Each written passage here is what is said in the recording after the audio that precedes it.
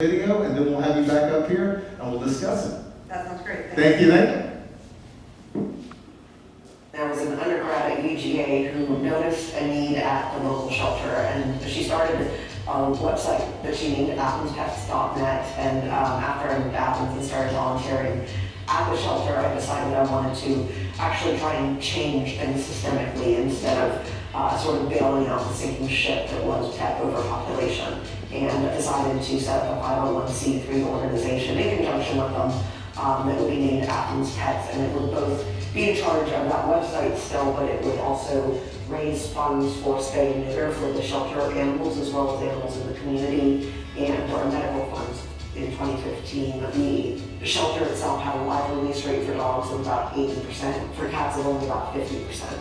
By 2019, we had about 93% of the dogs, I believe, and about 89% of the cats that were making it out alive.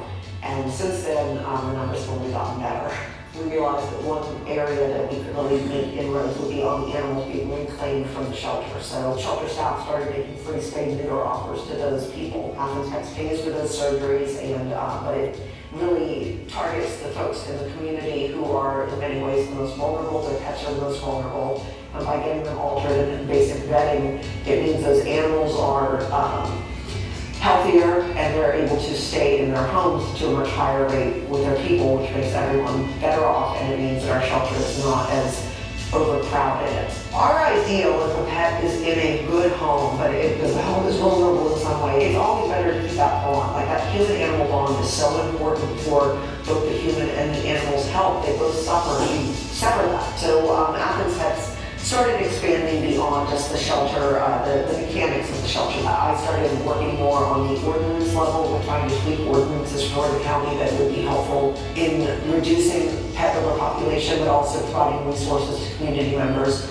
who might need it. And so for the University of Georgia School of Law, I now run what's called the Practicum in Animal Welfare Skills, and one of the projects we have there is that PetSmart Charities has picked up a series of community clinics that Athens Pets has started, where we're providing free or discounted basic veterinary services for folks in targeted communities.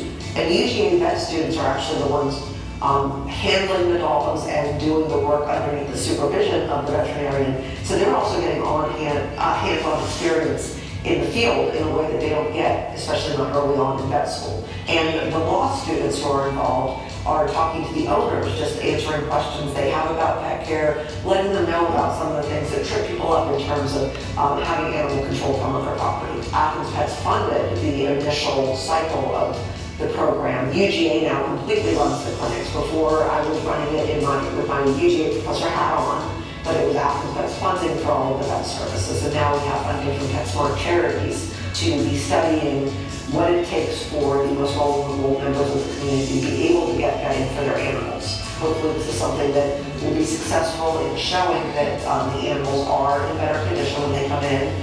They will have lower impounds from these areas, and they have better live release rates on the other end.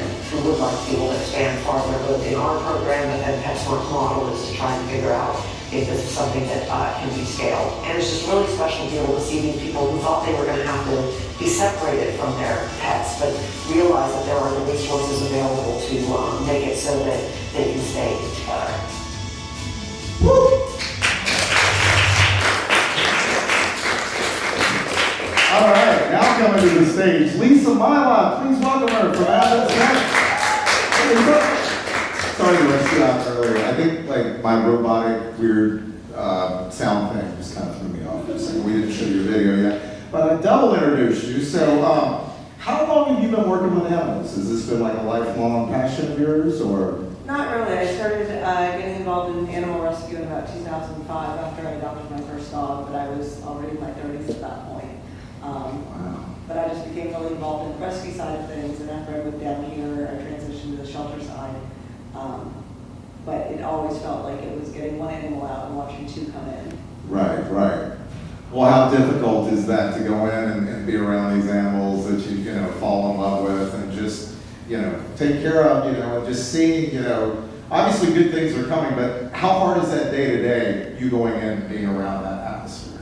Much easier now than it was. It was much more difficult back in 2014, 2015, because it was really hard to bond with the animals and then realize that they weren't going to make it out of the shelter. But at this point, that's not really as much of an issue. We're still scrambling to get them out, but we've made enough changes and have enough support in the community now that that's not so bad. And I also have a house full of animals, so sometimes they come home with me. So you've been catching up. Okay. So it's got to be so like fulfilling though when you see, like you said, animals going out the door and how. What's the biggest challenge? Let's get to that in just a minute. What's the first thing what was the first spark for this program that you really saw, hey, we're really making a difference here and things are really starting to change, things are really starting to move in this program? Well, one of the things I've been focused on since I incorporated Athens Pets and made it a 501c3 is trying to reduce pet overpopulation. And so my biggest accomplishment, I think, to date is that we've reduced puppy impounds at the shelter by 50%, which represents a reduction in the number of animals in the community that are producing where there's no homes on the other end for the animals. And so that's been huge. And then it's also been great to be able to move more into the community with working on our community vet care clinics and providing the care that's needed for animals in the neighborhoods we choose. Right. Well, what can people in the community do preventatively just to help you out on the front end of all this? Well, spay and neuter your pets. I feel like I'm Bob Barker. Yeah, exactly. But that's really the biggest thing. And just talk to people who don't spay and neuter their pets about why not, because there are a lot of misconceptions about all of that. And do tell. I can tell you the number of men who seem to identify with their dog's genitalia is incredibly high. Yes. Okay. What's the percentage of men identifying like a cat's genitalia? I have to say nobody seems to identify with cat genitalia. Okay. All the cat owners are perfectly happy to have the cat spayed and neutered. So we don't reach to the top of disaster like we do with everything else. Right, exactly. So, okay.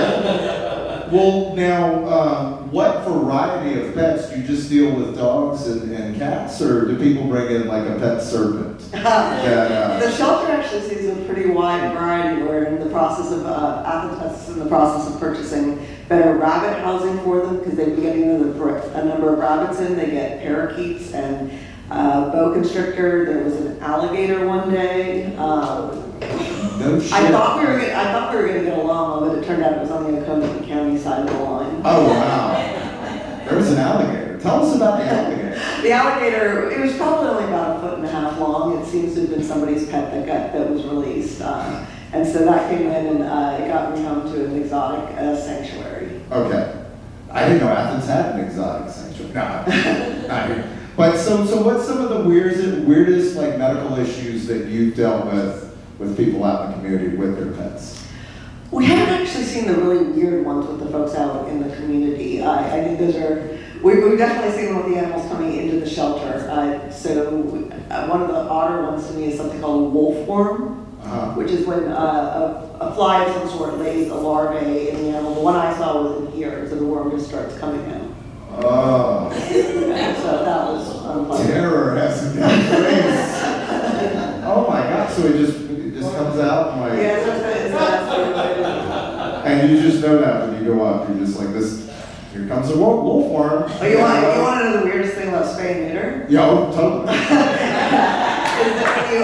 that when you put the animals under anesthesia, if they have parasites, the anesthesia is toxic to the parasites because they're so small, so they start trying to escape. And so we've seen some really interesting tapeworms coming out, where the whole thing is just coming out. So you just put a dog under, say, get a sandwich, watch the show, transfer. It was pretty shocking the first time I saw it, but now it's all that. Yeah. But I mean, there's got to be the one night you're like, Jesus Christ. 18 of those things at once. So what can we do, like every community member and people that live outside of the community, do to help Athens Pets? Because it's an awesome idea. Like, let's give it up. What can we do? Well, The shelter now has a pet food pantry, so donating pet food there is a big help. Donating money, of course, donating time. A lot of it is just the animals need time to be with people and to have that bond because it makes them more adoptable overall by lowering their stress levels. So volunteering at the shelter is huge. And just getting the word out that we've got really great animals at the shelter and that they need homes.